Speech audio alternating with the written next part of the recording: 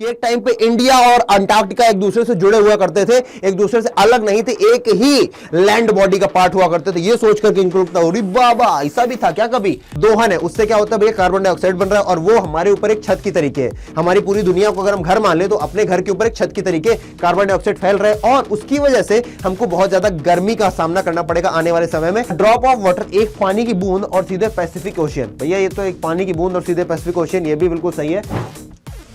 नमस्कार दोस्तों, आप सभी का स्वागत है आपके अपने परिवार ह्यूमैनिटीज अड्डा 24/7 पर और मैं आपका इंग्लिश एजुकेटर आदित्य भैया आप सभी का दिल खोलकर स्वागत करता हूं। और आज के वन शॉट में हम जाने वाले हैं अंटार्कटिका, यानी कि journey to the end of the earth. यानी कि आप सभी जानते हो जर्नी का मतलब होता है यात्रा और इसके बाद है एंड यानी कि समाप्ति। और अर्थ की समाप्ति कहां पर मिलेगी? इसी ठंडी सी वादियों पर जहां है अंटार्कटिका, जहां पे आपको सिर्फ दो चीजें देखने को मिलेंगी, एक सफेदी और एक नीला आसमान। पूरा जगह जगह पेड़ सफेद, जमीन सफेद, सब कुछ सफेद दिखेगा और आपको नीला आसमान देखने को मिलेगा। आइए जानते हैं इस चैप्टर के बारे में। उससे पहले जान लेते हैं आखिरकार लिखा किसने है इसको।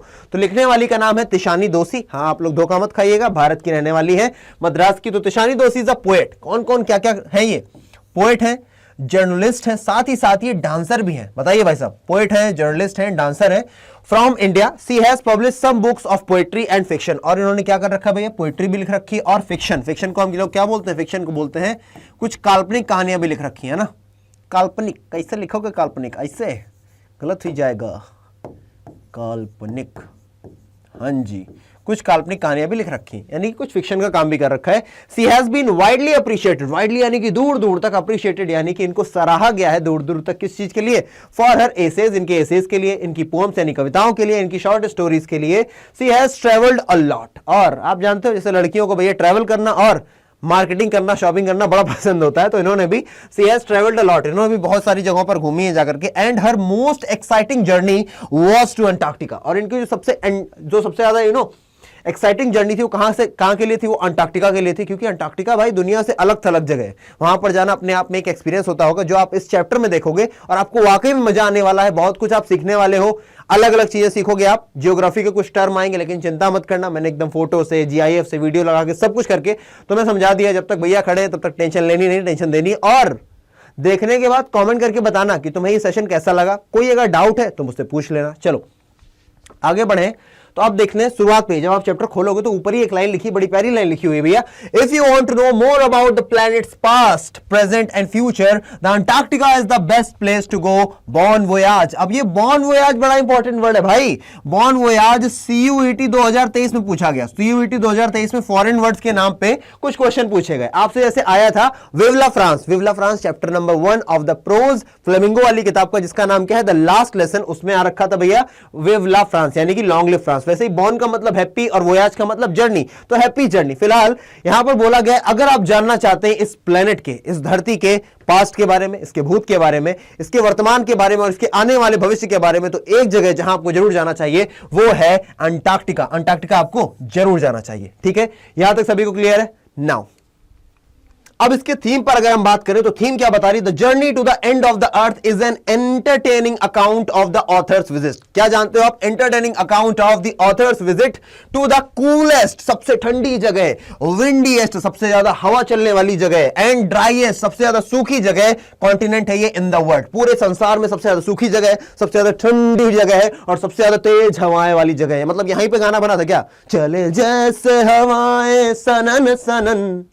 अब आगे गा नहीं सकते हैं, उड़े जैसे परिंदे गगन गगन, क्योंकि यहां पे परिंदे होते नहीं है। यहां पे एक ही परिंदा होता है, पेंगुइन, वो ऐसे करके चलता है, डुमुक डुमुक डुमुक डुमुक करके। ठीक है, चलो। तिशानी दोशी holds the opinion that in order to understand the Earth's present, past and future, one must go to Antarctica। और तिशानी दोशी मानती हैं कि अगर तुमको जानना है पृथ्वी के बारे में, पृथ्वी के पास्ट के बारे में, पृथ्वी के फ्यूचर के बारे में, पृथ्वी के भविष्य के बारे में और अभी वर्तमान के बारे में, तो तुमको जाना मांगता काय को? अंटार्कटिका जाना मांगता। ठीक है, the study of this region is useful to us because the world's geological history is trapped in Antarctica. बहुत प्यारी बात है, समझिएगा। स्टडी ऑफ दिस रीजन, ये जो अंटार्कटिका है, यहां की पढ़ाई इतनी जरूरी है, यहां के बारे में जानकारी इतनी जरूरी है, because the world's geological history, क्योंकि जो इस संसार की जियोलॉजिकल हिस्ट्री है that is very important for us. क्योंकि भैया अंटार्कटिका से हम बहुत कुछ सीख सकते हैं। ऐसा क्यों भैया? हम यहीं पर सीखेंगे चिमरौली में बैठ करके नहीं, हम मध्य प्रदेश में बैठ के सीखेंगे नहीं, हम तो धुरैया खेड़ा में बैठ के सीखेंगे। क्यों?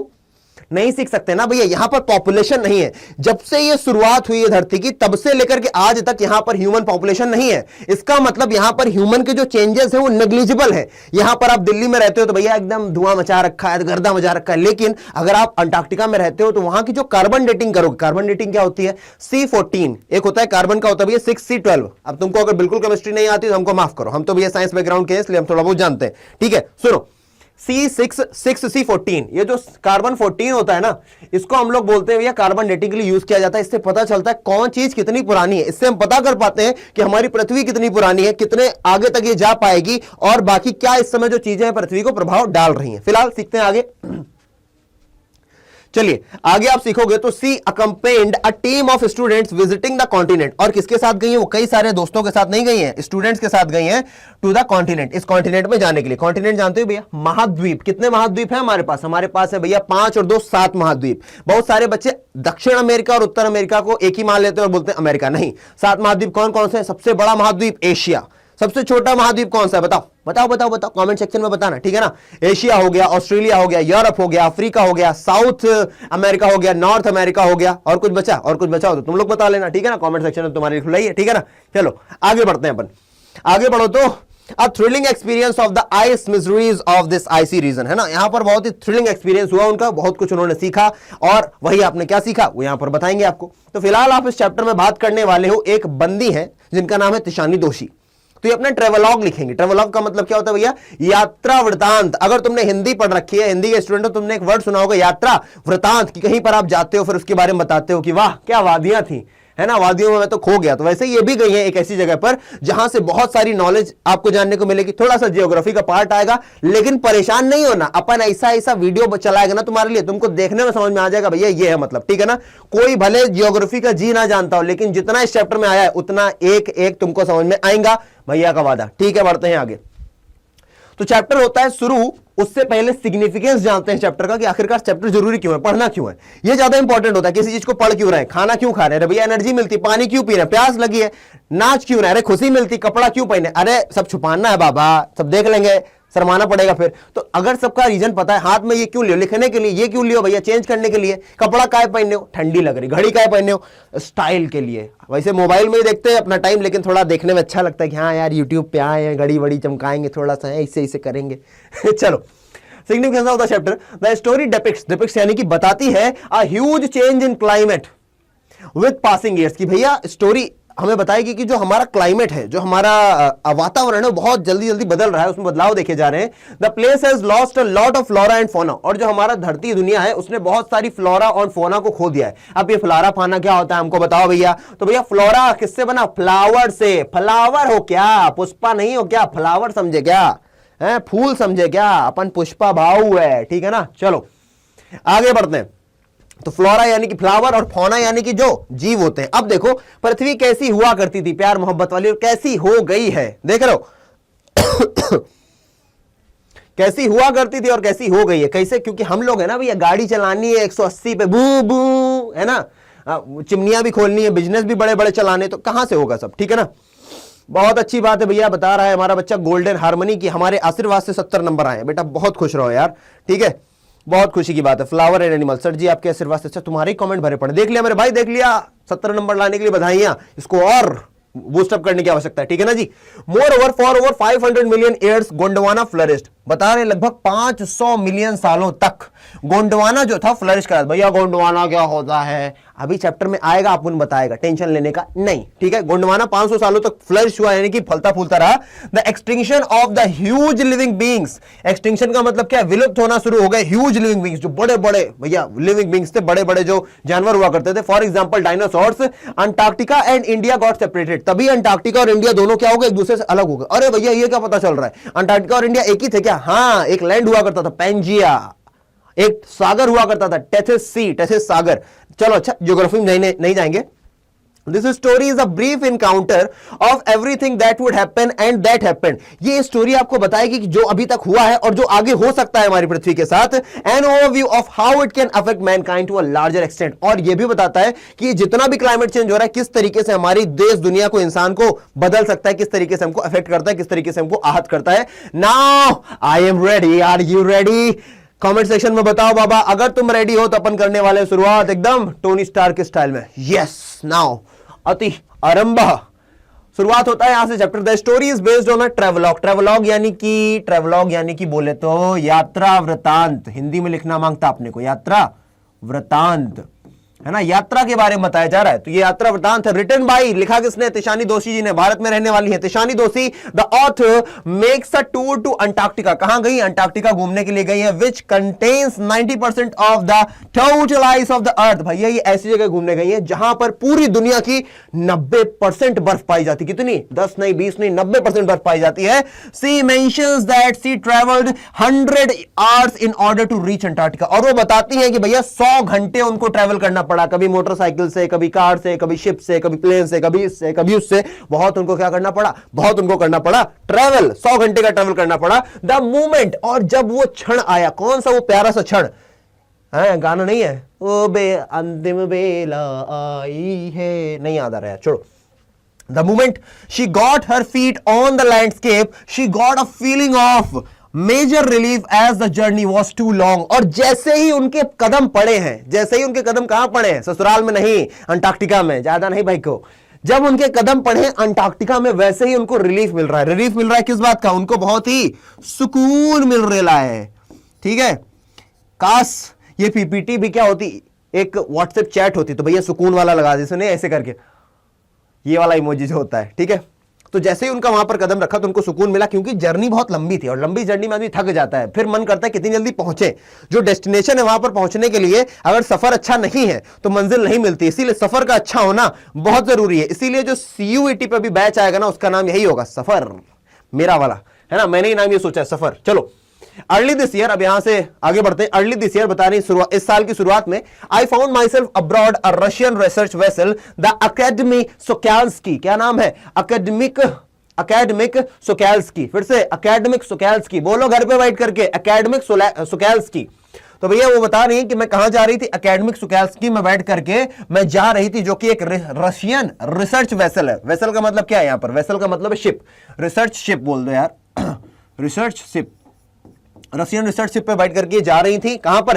हेडिंग टुवर्ड्स द कोल्डेस्ट, जो दुनिया का सबसे ठंडी जगह है, जो दुनिया की सबसे सूखी जगह है, जो दुनिया की सबसे ज्यादा तेज हवा वाली जगह है, कॉन्टिनेंट है जो ऐसा इन द वर्ल्ड। और वो जगह कौन सी? Antarctica. My journey began 13.9 degrees north of the equator. भैया आप सभी जानते हो ये है हमारी प्यारी सी दुनिया, और इसके बीच से एक इमेजरी लाइन बना दी जाती है, इक्वेटर, जिसको बोलते हैं 0 डिग्री। भैया इसके ऊपर कहां से? भैया 13.09 डिग्री से क्या जा रही है भैया? 13.09 डिग्री नॉर्थ। नॉर्थ का मतलब ये हो गया नॉर्दर्न हेमिस्फीयर, ये हो गया southern hemisphere. North of the equator in Madras. कहां से चलना शुरू करती? मद्रास से। And involved crossing 9 time zones. अब भैया इतने सारे देश हैं दुनिया भर में, कैसे? हमको तो नहीं मानना है भैया, चलो मनवा देते हैं तुमको। चलो, ये हो गया दुनिया। दुनिया का मैप ऐसे करके हमने रख दिया है। यहां तुम देखोगे क्या? यहां तुमने देखा नॉर्थ अमेरिका। यहां तुम क्या देखोगे? यहां पे तुम देखोगे साउथ अमेरिका। ठीक है, फिर इधर की बात कर दो तो ये ऐसे करके, ऐसे करके, ऐसे करके, ऐसे करके, ऐसे ऐसे करके ये आ गया तुम्हारा अफ्रीका। क्या आ गया? ये तुम्हारा अफ्रीका। फिर इधर ऊपर करके chicken chicken chicken chicken chicken chicken chicken chicken chicken chicken chicken chicken chicken chicken chicken chicken जिंग जिंग जिंग जिंग जिंग जुइंग।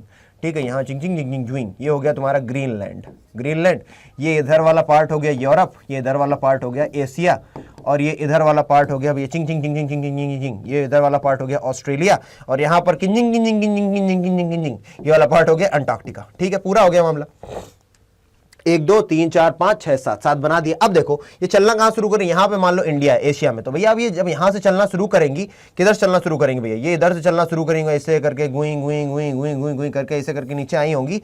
तो भैया इन्होंने कितने, हर एक जगह का टाइम जोन अलग अलग होता है। ग्रीनविच रेखा जो हमारी दुनिया के बिल्कुल बीच बीच में मानी जाती है ना, 81.5 ऐसा डिग्री, मैं लिखूंगा नहीं क्योंकि मुझे कंफर्म नहीं है। तो वो ग्रीनविच रेखा है ना, मानक समय रेखा, ऐसे इन्होंने कितने खूब सारे इन्होंने क्या पार किए, ये समझ गए? ऐसे ही बना देता हूं मैं वर्ल्ड मैप, ऐसे करके चट से।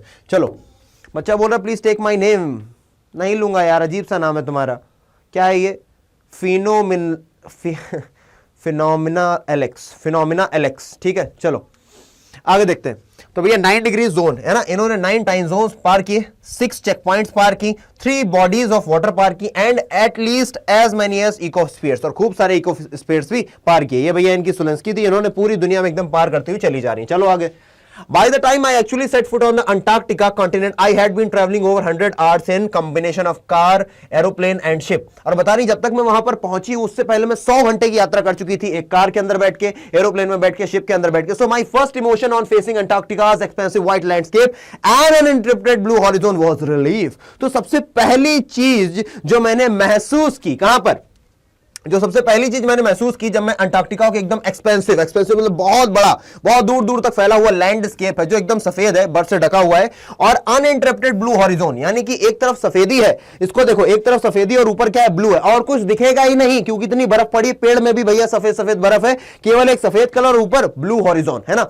इधर दिख रहा है दूर दूर तक सफेदी और ऊपर ब्लू हॉरिजॉन. ये देखते ही उनकी आंखों में क्या ही, पहुंच गए, रिलीफ आया, सबसे पहले राहत मिली उनको. Followed up with an immediate and profound wonder, और उसके तुरंत बाद, इमीडिएट का मतलब है तुरंत बाद, क्या है, प्रोफाउंड, बहुत बड़ा, वंडर, आश्चर्य, अरे बाबा इतनी सफेदी बाबा, एकदम भोगाल कटा हुआ इधर तो, ठीक है. Profound wonder, wonder at its immensity, किस बात पर उनको वंडर हो रहा है, कितनी बड़ी जगह है यार, कितना इमेंस है, कितना दूर तक फैला है. और सुनो बहुत प्यार से, ये वाली लाइन देखो, अलग से कलर की है, यानी कुछ इंपॉर्टेंट है, ठीक है. इट्स आइसोलेशन, आइसोलेशन यानी कि बिल्कुल अकेला है ना, तो यहां पर लोग हैं ना, खास जानवर मिलेंगे ना, ज्यादा आपको पशु मिलेंगे ना, पक्षी मिलेंगे ना, ज्यादा पेड़ पौधे मिलेंगे, आइसोलेशन है एकदम, है ना, अकेला पड़ा हुआ है. But mainly at how there could ever have been a time when India and Antarctica were part of the same land mass. और ये सोच रही यार कैसे ऐसा संभव है कि एक टाइम पे इंडिया और अंटार्कटिका एक दूसरे से जुड़े हुआ करते थे, एक दूसरे से अलग नहीं थे, एक ही लैंड बॉडी का पार्ट हुआ करते थे. ये सोचकर इंक्लूड हो रही बाबा, ऐसा भी था क्या कभी. आगे देखते हैं, देखते देखते सब समझ जाओगे, ठीक है ना. लैंड मास, अब देखो इस तरीके से भैया डिस्कवरी ऑफ अर्थ में देखोगे तुम कैसे कैसे बना, ये तो चलो फोटो लगा दी हमने प्यार से तुमको, अभी समझाते तुमको, है ना. इस तरीके से हुआ करता था सारा का सारा पार्ट. ये तुम्हारा क्या है जो तुम इधर देख रहे हो ना, ये वाला पार्ट, ये तुम्हारा अंटार्कटिका है. अभी दिखाएंगे तुमको, होता हुआ दिखाएंगे. ये देखो इधर तुमको अभी देखने को मिलेगा, ये तुम देख रहे हो, ये देखो हो रहा है, अलग हो रहा है. अभी तुमको सब दिखाएंगे, परेशान नहीं होने का, और भी चीजें तुमको दिखाने वास्ते. ये देखो, ये तुमको यहाँ पे भी दिखाएंगे किस तरीके से ये जो ड्रिफ्टिंग, अलग अलग से शब्द आएंगे, सबके लिए फोटो लेके आए अपन, सबके लिए वीडियो है छोटे छोटे, सब समझाएंगे, परेशान नहीं होने का भैया. जब तक खड़े हैं तब सब टेंशन लेनी नहीं है, टेंशन देनी है किसको, भैया को. भैया ले रहे हैं तुम्हारी. 650 मिलियन ईयर्स अगो, लगभग 650 मिलियन साल पहले, a giant amalgamated southern super continent, giant यानी कि बहुत बड़ा, देखो जायंट यानी कि बहुत बड़ा, है ना, अमलगमेटेड यानी कि मिला हुआ, अमलगमेटेड यानी कि मिला हुआ, सुपर कॉन्टिनेंट, सुपर कॉन्टिनेंट यानी कि एक ऐसा कॉन्टिनेंट जो बहुत बड़ा है, उसका नाम क्या था, गोंडवाना लैंड. ये हो गया पूरा का पूरा, ये जो पार्ट तुम देख रहे हो पूरा क्या है, गोंडवाना है. क्या है ये, गोंडवाना. लिखो बे कॉमेंट में गोंडवाना. करण शर्मा बोल रहे हैं, यू आर ग्रेट, बहुत बहुत धन्यवाद. चलो ठीक है, क्लियर है मामला. आइसोलेशन का मतलब होता है सेपरेट होना, बिल्कुल सही बात है. चलो बढ़ते हैं. Gondwana did Indeed exist. अब देखो सोच रही 650 साल पहले एक ऐसा लैंड था, अमलगमेटेड यानी कि मिला जुला, सुपर कॉन्टिनेंट, कॉन्टिनेंट महाद्वीप और एक महाद्वीप, है ना, सारा 10-15 देशों को, 10-15 कॉन्टिनेंट को मिलाकर के बन जाए, ऐसा है ना. तो भैया डिड इंडीड एग्जिस्ट, जो एग्जिस्ट करता था, जो वाकई में था, सेंटर्ड रफली around the present day Antarctica. और ये कहां हुआ करता था, जहां पर आज के समय में अंटार्कटिका है, उसी जगह पर ये पूरा का पूरा पाया जाता था. Things were quite different then, उस समय में चीजें अलग हुआ करती थी. Humans hadn't arrived on the globe scene, और उस समय तक इंसानों का उद्भव नहीं हुआ था, यानी कि इंसानों का जन्म नहीं हुआ था. And the climate was much warmer, और उस समय जो क्लाइमेट था, जो पूरा का पूरा वातावरण था, वो बहुत गर्म हुआ करता था, वार्म हुआ करता था. Hosting a huge variety of flora and fauna, और उस समय बहुत सारी, होस्टिंग यानी कि ये जो पूरा का पूरा इकोस्फीयर था, होस्ट करता था. होस्ट कौन होता है, घर का जो मेंबर होता है. अगर आप किसी को बुलाते हो तो आप क्या, मैं होस्ट हूं भैया, मैं बुला रहा हूं मेहमान को अपने घर पे, तो वैसे ही होस्ट करता था किसको भैया, huge variety of flora and fauna, बहुत सारी दुनिया भर के लोगों को, huge variety of flora and fauna. Flora का मतलब क्या, फ्लावर्स, एंड फौना का मतलब क्या, animals. For 500 million years Gondwana thrived, 500 सालों तक गोंडवाना क्या किया, थ्राइव किया. थ्राइव का मतलब क्या होता है, मतलब फलता फूलता रहा. थ्राइव का मतलब 500 सालों तक गोंडवाना फलता फूलता रहा. But around the time when the dinosaurs were wiped out and the age of the mammals got underway, the land mass was forced to separate into countries, shaping the globe much as we know it today. लेकिन एक समय आया, एक समय कब आया, जब ये बड़े बड़े जानवर थे, डायनासोर जैसे, ये वाइप्ड आउट हो गए, यानी कि इस ग्लोब से, इस धरती से भैया क्या हो गए, विलुप्त हो गए, चले गए, उनका एक्सटिंक्शन हो गया. And the age of mammals, और मैमल्स का समय है. मैमल्स यानी कि वो लोग जिनको स्तनपाई बोलते हैं. स्तनपाई बोले तो हिंदी में मैमल्स को स्तनपाई बोलते हैं, जो लोग बच्चे को जन्म देते हैं, अंडे नहीं देते बल्कि जन्म देते हैं और उनको अपना दूध भी पिलाते हैं, उन्हें हम बोलते हैं मैमल्स. और जब मैमल्स का जन्म हुआ, है ना, तब लैंड मास, मैमल्स यानी कि इंसान, मैमल्स भी क्या इंसान है ना, इंसान भी देखो, माताएं देखो बच्चों को दूध पिलाती हैं, हम लोग भी भैया बच्चे पैदा करते हैं, अंडे तो पैदा करते नहीं है। तो इसीलिए जब इंसानों का उद्भव हुआ तब भैया जैसा आप ग्लोब आज देखते हो ना, इंडिया का अलग नक्शा, पाकिस्तान का अलग नक्शा, चाइना का अलग नक्शा, यूएसए का अलग नक्शा, कनाडा का अलग नक्शा, नेपाल का अलग नक्शा, इसका उसका सब, तो ये तब हुआ, तब बना जब इंसान इस धरती पर आया। उससे पहले सब एक तरीके का दिखा करता था। अभी सब समझ में आएगा कि भैया गोंडवाना क्या था, किस तरीके से इंडिया और अंटार्कटिका जुड़े हुए थे, अभी सब समझ में आएगा भाई, है इधर, ठीक है ना। चलो आगे बढ़ते हैं।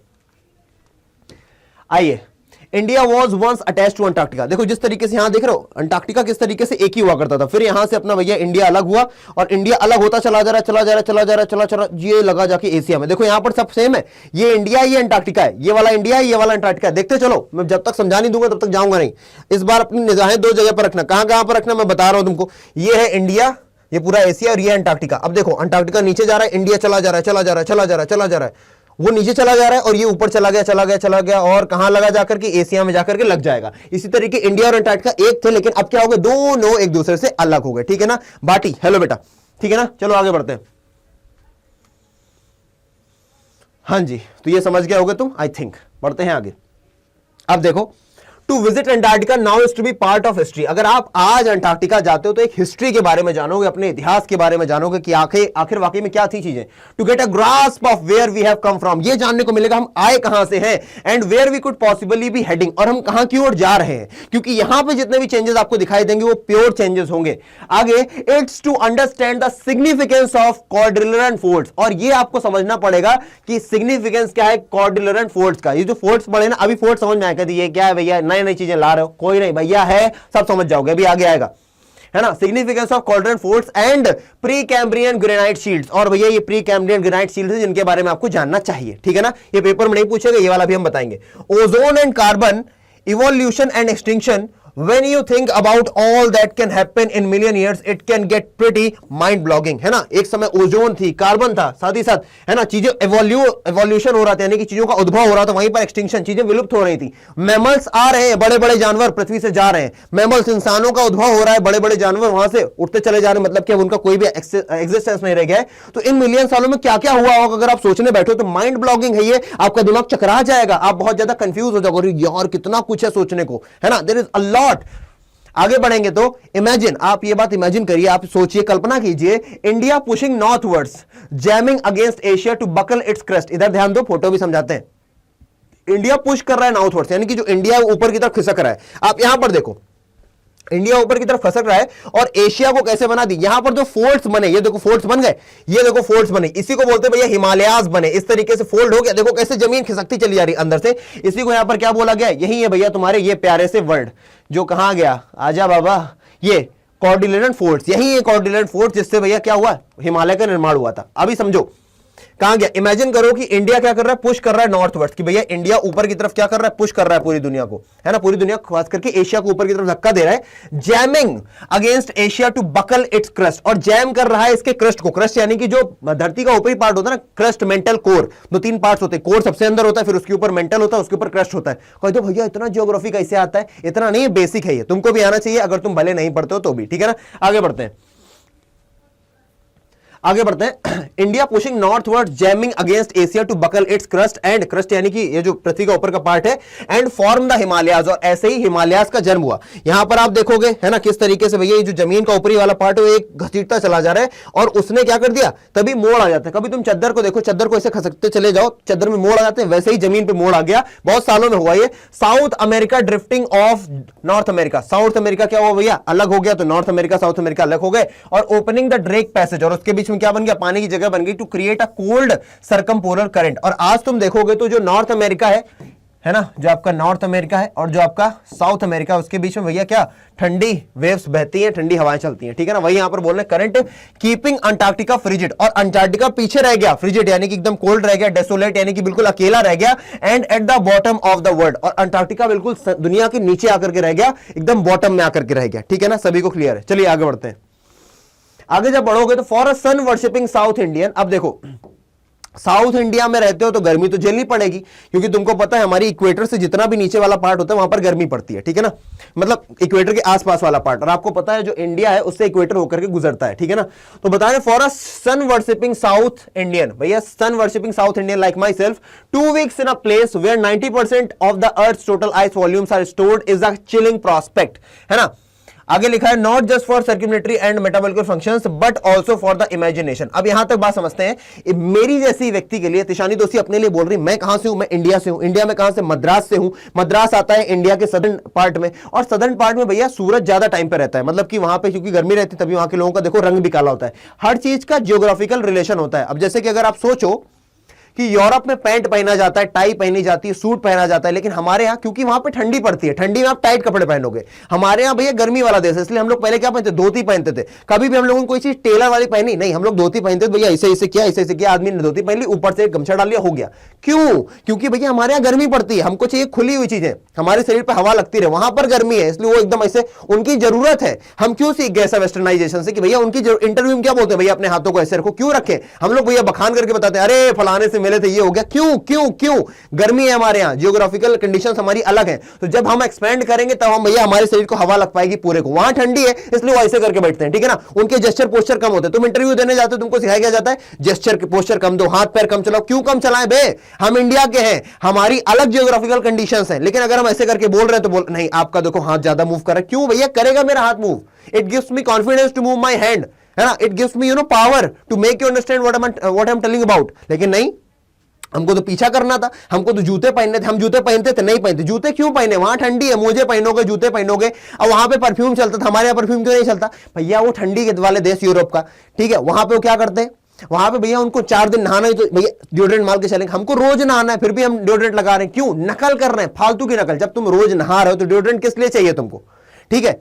ये वो सारी चीजें हैं जो गलत है। अब जैसे हमारे यहाँ खड़ाऊ पहनी जाती थी, खड़ाऊ का बेसिक मतलब है, खड़ाऊ होती थी लकड़ी की, वो आपको जमीन से अलग करती थी, है ना। खड़ाऊ क्या करती थी भैया, जमीन से आपको अलग करती थी, क्योंकि जमीन देखो आपको पता होगा ना, जमीन के अंदर कितना भी विभव डालो, कितनी फिजिक्स तुमने थोड़ी पढ़ी होगी, तो अगर तुम जमीन में एक लाइव वायर जिसमें करंट दौड़ रहा है उसको जमीन में छुआ दो तो पूरा का पूरा सोख लेगी, है ना। बोलते हैं ना दुनिया धरती की सबसे बड़ी धारित्रा यही है, धारिता, वो उसको क्या बोलते हैं, कैपेसिटर हमारी अर्थ ही है। वैसे ही आपको बहुत सारी चीजें ऐसी जो हम लोग गलत करें। जूता पहनते हैं, टाइट जूता पहन लेते, तभी खुजली हो गई। हमको कभी टाइट जूते नहीं पहनने थे, हम लोग खड़ाऊ वाले लोग थे, हम लोग चप्पल वाले लोग थे। लेकिन अब हम जूते पहन रहे हैं, हम लोग मोजे पहन रहे हैं। क्यों पहन रहे हो भाई? कोई मतलब नहीं। हम लोग मिट्टी में खेलने वाले लोग, हमारे यहाँ गर्मी होती है। थोड़ा सा दिमाग लगाओगे सब समझ में आ जाएगा, ठीक है ना। समझ रहे हो बाबा? हाँ माही दिख रहा है, बैड लव बोल रहा है जूली, बहुत प्यारा सा वर्ड, बढ़िया है बेटा। अपनी जनरेशन को कृतार्थ कर रहे हो तुम। भैया हम कुछ पूछ रहे हैं, वो कमेंट शो नहीं हो रहा है, कोई बात नहीं। तुम्हारे पास मेरा टेलीग्राम पर कांटेक्ट है, ईमेल आईडी है, कहीं पर भी तुम लोग हमसे पूछ सकते हो। कोई समस्या परेशानी वाली बात थोड़ी है, वो तो ज्ञान बीच में निकल आता है, ठीक है ना। तो भैया समझना है, हेरिटेज सभी अच्छे, इंडियन हेरिटेज भी अच्छा है, यूरोपियन भी, लेकिन उनके लिए उनका अच्छा है, हमारे लिए हमारा अच्छा है। हम उनकी नकल क्यों करें भाई? We don't need to, right. चलो ऐशप्रीत शिवानी, संधारित्र बोलते हैं, हाँ वही धारित्र, संधारित्र, गुड। चलो आगे बढ़ते हैं, अब बढ़ो। ये भैया sun worshipping South Indian like myself, मेरे जैसी दिशानी दोस्ती बोल रही, मेरे जैसी बंदी के लिए जो भैया रोज सूरज को देखती हो, 2 हफ्ते ऐसे जगह में रहना जहां पर 90% दुनिया की बर्फ पड़ रही हो, भैया मेरे तो एकदम खराब है ना। चिलिंग प्रोस्पेक्ट जहां पर केवल ठंडी है, ये सिर्फ मेरी सर्कुलेटरी सिस्टम के लिए नहीं, मेटाबॉलिकल सिस्टम के लिए भी थोड़ा अजीब है। सर्कुलेटरी यानी कि जो आपका खून बह रहा है उसका प्रवाह थोड़ा सा, जहां पर ठंडक है तो भैया खून भैया ठीक है ना, द्रव है। जहां पर ठंडक है वहां पर धीरे धीरे धीरे फ्लो कर पाएगा, और जहां पर ठंडक नहीं है वहां पर तेज तेज फ्लो करेगा। गर्मी अपने आप में उसको तरल बना करके रखेगी, है ना, थोड़ा सा उसको क्या बोलते हैं कि पतला रखेगी तो खून जल्दी जल्दी बहेगा। अब ठंडी में हो तो खून भी अंदर जकड़ेगा ना थोड़ा सा, तो भैया थोड़ा सा धीमे चलेगा ना। तो वही बोल रही है कि सर्कुलेटरी सिस्टम में दिक्कत, मेटाबॉलिकल यानी कि पेट में खाने पीने में भी समस्या आएंगी, but also for the imagination. सिर्फ इन सब चीजों में अंतर नहीं है मेरे यहां पर रहने में, बल्कि इमेजिनेशन भी मुझे अलग लेवल की आ रही है, ठीक है ना। मधु राठी बोल रही भैया कल को पोएट्स एंड पैनकेक्स का लाइव सेशन करवा दो। नहीं बेटा कल नहीं हो सकता, अभी ये चैप्टर खत्म होगा उसके बाद ही होगा जो होगा। पोएट्स एंड पैनकेक्स हमने पढ़ा दिया बेटा, पढ़ लो, मतलब वो उसका बोल दो। अगर तुम्हें चाहिए 1 शॉट तो 1 शॉट में दे दूंगा। सुनाओ भैया, भैया सुनो, मैं NIOS से हूं। ये क्या है भैया? नियोस, फालतू की बात नहीं करो, मतलब की बात करो यार, पढ़ाई लिखाई में मन लगाओ थोड़ी देर, है ना। चलो बढ़ते हैं। It's like walking into a giant ping pong ball devoid of any human markers। भैया क्या बोल रही है, ये पिंग पोंग बॉल है। पिंग पोंग जैसे तुम क्या वो चीटी खेलते हो, टक टक टक टक, ठीक है ना, जैसे तुम टीटी खेलते हो उस वाली बॉल को हम बोलते हैं पिंग पोंग बॉल। तो ऐसा बता रही है कि, और पिंग पोंग बॉल बिल्कुल सफेद होती है, जैसे यहां पर वो रह नहीं ना, अंटार्कटिका में सब कुछ सफेद है, तो वही बता रही है। ऐसा लग रहा है मानो मैं जायंट बहुत बड़ी सी पिंग पोंग बॉल पर रह रही हूं, डिवाइड यानी कि वंचित है कोई भी ह्यूमन मार्कर्स। ह्यूमन मार्कर्स क्या होते हैं, ना तो यहां पर पेड़ है, ना तो यहां पर बिल बोर्ड्स है ना, जहां पर लिखा हो भैया कि दिल्ली का रास्ता इधर है ना, खजुराहो 4 किलोमीटर दूर, ना तो यहां पर बिल्डिंग्स है, कुछ भी ऐसा नहीं जिससे पता चले कि भैया अर्थ है ना, मैं वहीं पर रह रही हूं जहां पे रहा करती है, ठीक है। अच्छा, NIOS board, you lose all earthly sense. बेटा अगर कोई किसी को समस्या आ रही है related other than you know studies, तो आपके पास एक तरीका है जो आप यूज करोगे, आप मेरी ईमेल आईडी पर मुझे मैसेज करोगे, अपना नंबर मुझे बताओगे और अपना नाम और अपनी क्लास जरूर बताओगे। मैं अपनी ईमेल आईडी सबको बता चुका हूं, ठीक है ना। ओपन बोर्ड से है, अच्छा एसप्री, थैंक यू यार for making me understand. Hello बेटा इनक्रेडिबल हल्क, नाम ले ले भाई इनक्रेडिबल हल्क, तुम्हारा नाम असली जो भी हो, ठीक है। You lose all earthly sense of perspective and time here. और आप यहां पर क्या भूल जाते हो, जितना भी अर्थली सेंस है। अर्थली सेंस क्या होता है कि भैया आपको सड़क दिख रही होती है, आपको लोग दिख रहे होते हैं, आपको मकान दिखते हैं, आपको पेड़ दिखते हैं, आपको सड़कों पर काफी सारे साइन बोर्ड दिखते हैं, है ना, दुकानें दिखती हैं। यहां पर ऐसा कुछ भी नहीं जिससे आपको लगे कि आप अर्थ पर रह रहे हो, ठीक है ना। और आप ये भी बोल सकते हो कि भैया टाइम क्या हो रहा है, क्योंकि पूरा दिन एक जैसा दिखता है, रात अंधेरा हो जाता है, बस दिन हो जाता है, समय नहीं पता चलता। The visual scale ranges from the microscopic to the mighty. और यहां पर जो चीजें देखने को मिलती है, विजुअल स्केल यानी कि जो आपको चीजें देखने को मिलती है वो बहुत छोटी होती है या तो बहुत बड़ी होती है ना। फ्रॉम द माइक्रोस्कोपिक बहुत छोटी से बहुत बड़ी तक होती है। जैसे कि यहां पर क्या मिलेगा आपको देखने में, mites and mites to blue whales. Mites and mites का मतलब है छोटे छोटे इंसेक्ट्स। माइट्स एंड माइट्स का मतलब क्या, छोटे छोटे इंसेक्ट्स से लेकर के आपको बड़ी बड़ी ब्लू वेल्स देखने को मिलेंगी, आइसबर्ग्स देखने को मिलेंगे, इतने बड़े, जितना बड़ा एक देश है बेल्जियम, इतना बड़ा, अभी तक का सबसे बड़ा आइसबर्ग देखा गया जो बेल्जियम के साइज का था, है ना, जो बेल्जियम एक देश है उतना बड़ा था। Days go on and on, दिन चलते रहते हैं जाते रहते हैं। इन सरल 24 आवर ऑस्ट्रल समर लाइट, है ना, सरल का मतलब है अनबिलीवेबल, आपको पता भी नहीं चलता दिन आपका बीत रहा होता है। सरल का मतलब, ऑस्ट्रल का मतलब क्या है, जो सदर्न स्फीयर के लिए यूज किया जाता है भैया, उसके लिए बोलते हैं ऑस्ट्रल, ठीक है ना। आगे बोलते हैं 24 hour austral summer light and a ubiquitous silence. और यहां पर एक शांति रहती है, यहां पर यूबिक्विटस का मतलब है हर तरफ एक शांति छाई रहती है। Interrupted only by the occasional avalanche. और यहां पर जो शांति है वो कब कब टूटती है, जब एवलांच होता है। एवलांच यानी कि जब बर्फ टूटती है, काल्विंग आई शीट्स, है ना, जो आई शीट्स हैं बर्फ के ऊपर वो जब चिटक करके टूट जाती हैं, या फिर कॉन्सिक्रेट्स द प्लेस, या फिर जब क्या होता है भैया इस प्लेस को ब्लेस करती हैं। ये जो आवाजें हैं यही है भैया जो यहाँ की शांति को तोड़ती हैं। कौन कौन सी आवाजें हैं, एक जब एवलांच होता है, जब यानी कि बर्फ टूटती है, या फिर जो ऊपर की आई शीट्स है ना, पतली पतली बर्फ की परतें वो टूट करके गिर जाती हैं, तब होता है, ठीक है ना। आगे बढ़ते हैं। It's an immersion that will force you to place yourself in the context of the earth's geological history। और ये एक ऐसी जगह है that will force you, जहां पर आपको मजबूरन सोचना पड़ेगा कि यार क्या हिस्ट्री रही होगी इस पूरी दुनिया की। आपको इस जगह आकर के आपका दिमाग अपने आप काम करना शुरू कर जाएगा, ठीक है ना। And for humans the prognosis isn't good. और आपको पता चलने लगेगा कि भैया ह्यूमंस के आगे क्या होने वाला है। आप जैसे बोल रहे ना, अगर आपको पास्ट जानना है, प्रेजेंट जानना है और फ्यूचर जानना है तो अंटार्कटिका आइए। लेकिन फिलहाल इंसानों के लिए जो फोरकास्ट है, जो आगे आने वाला भविष्य है, वो अच्छा नहीं है, वही यहां पर बताया गया है। And for the humans the prognosis isn't good, क्योंकि भैया काफी सारी गैसेस फैल रही हैं। अभी आपको रीजन भी पता चलेगा आखिरकार इंसानों के लिए फोरकास्ट अच्छी क्यों नहीं है। आगे चलते हैं। ह्यूमन इंपैक्ट, अब यहां पर चैप्टर का दूसरा पार्ट शुरू होता है, इसका नाम क्या है, ह्यूमन इंपैक्ट। आइए जानते हैं। Human civilisations have been around for a partly 12,000 years, है ना, 12,000 साल हुए जब से इंसान इस धरती पर है। बेयरली a few seconds on the geological clock. अगर हम जियोलॉजिकल क्लॉक की बात करें, यानी कि एक धरती कितने करोड़ सालों तक जीवित रहती है, उन करोड़ सालों में से 12,000 साल ही हुए, यानी कि कुछ सेकंड हुए उस हिसाब से, है ना, कुछ सेकंड ही हुए हैं क्या इस धरती पर इंसानों को आए। In that short amount of time we have managed to create quite a ruckus, है ना। और इतने छोटे से ही समय में इंसानों ने क्या किया, रकस यानी कि बहुत ज्यादा परेशानी फैला दी है ना। एचिंग, क्या लिखा है भैया, etching our dominance over nature with our villages, town, cities, mega cities. और हम क्या कर रहे हैं भैया, अपने मार्क कर रहे हैं, क्या, मेकिंग अवर डोमिनेंस। और हम अपना डोमिनेंस, अपना बड़प्पन दिखा रहे हैं कि हम नेचर से भी बड़े। हमने गांव बना दिए, हमने शहर बना दिए, मेगा सिटीज बना दी, मेट्रो बना दी, दुनिया भर का हमने बंटवारा कर दिया, पेड़ों को काटना शुरू कर दिया, हवा को प्रदूषित करना शुरू कर दिया। क्या सिद्ध करने के लिए कि हम ज्यादा पावरफुल, हम ज्यादा सक्सेसफुल होना चाहते हैं। इस दौड़ में हमने क्या करना शुरू कर दिया, 12,000 साल हुए मात्र आए और हमने इतने सारे चेंजेस कर दिए। उससे कई करोड़ सालों तक भैया डायनासोर थे, ये सब इतने बड़े बड़े जानवर थे, पर उन्होंने इस दुनिया धरती का कुछ नहीं बिगाड़ पाया, लेकिन ये छोटा सा इंसान जिसको बुद्धि मिल गई, इसने इस दुनिया धरती का बहुत कुछ बिगाड़ दिया। ठीक है ना, आगे बढ़ते हैं। The rapid increase of human population, और जो इंक्रीज है ना भैया, हमारी जो पॉपुलेशन बढ़ रही है, हमारी जनसंख्या बढ़ रही है, has left us battling with other species for limited resources. इतना हम चीजों को यूज कर रहे हैं, इतना ज्यादा हम उपभोक्ता हो गए, कंज्यूमर बन चुके हैं कि जो बाकी की जो स्पीसीज हैं भैया, उनसे हमारी फाइट चल रही है। किस चीज को लेकर? रिसोर्सेज को लेकर के, है ना। अब भैया जमीन तुम खा लोगे, जमीन का तुम ज्यादा से ज्यादा यूज करोगे तो जो वहां पर कीट पतंगे जो रहते हैं उनका खत्म हो गया। अब तुम भैया जो फल होते हैं उनको भी अपने यहां लेकर के आ जाते हो, सबका सब तो तुम दूसरों का छीन रहे हो ना। दैट इज सकर रकस का मतलब क्या? शोर शराबा। बहुत बढ़िया बेटा, आगे। And the unmitigated burning of fossil fuels has now created a blanket of carbon dioxide around the world। और जो भैया फॉसिल फ्यूल्स हैं, है ना, ये जो आप गाड़ी में यूज करते हो, पराली यूज करते हो, है ना, गाड़ी जो धुआं निकलता है, उसने इतना कार्बन डाइऑक्साइड की एक छत बना दी है इस पूरी दुनिया के ऊपर। क्या बना दी है? कार्बन डाइऑक्साइड की एक छत बना दी है, which is slowly but surely increasing the average global temperature. और धीरे धीरे वो क्या कर रही है? ग्लोबल टेम्परेचर को बढ़ा रही है। क्या बढ़ा रही है? ग्लोबल टेम्परेचर को बढ़ा रही है। कैसे बढ़ा रही है? इसका एक रीजन है, मैं बता सकता हूं, लेकिन वो थोड़ा क्लास लंबी हो जाएगी और ये एनवायरमेंट का पार्ट है, इस चैप्टर का नहीं। तो क्या बता रही है? जो हमने इतनी सारी गंद मचा रखी है, अपना जो लड़ाई लड़ रखी है भैया सारी स्पीसीज से, है ना, इंसान काट रहा है दुनिया भर की स्पीसीज को, उसको खा रहा है, उसका दोहन कर रहा है ना, इतने सारे रिसोर्सेज का यूज कर रहा है। जो जंगल जानवरों के लिए, उन जंगलों पे हम जाकर के रिसोर्ट खोल रहे हैं, वहां पे कुछ भी करने लग रहे हैं जाकर के। इस तरीके से हमने क्या करी? एक जंग छेड़ रखी। ऊपर से जो फॉसिल फ्यूल्स है, जो आपका पेट्रोलियम है, उसका जो दोहन है, उससे क्या होता है भैया? कार्बन डाइऑक्साइड बन रहा है, और वो हमारे ऊपर एक छत की तरीके है। हमारी पूरी दुनिया को अगर हम घर मान ले तो अपने घर के ऊपर एक छत की तरीके कार्बन डाइऑक्साइड फैल रहा है, और उसकी वजह से हमको बहुत ज्यादा गर्मी का सामना करना पड़ेगा आने वाले समय में। तभी ग्लोबल वार्मिंग बहुत ज्यादा चर्चा में रहने वाली एक डिबेट रहती है। और ग्लोबल वार्मिंग, ग्लोबल यानी कि पूरी दुनिया, वार्मिंग यानी कि गर्मी का सामना कर रही है। ठीक है ना, आगे बढ़ते हैं।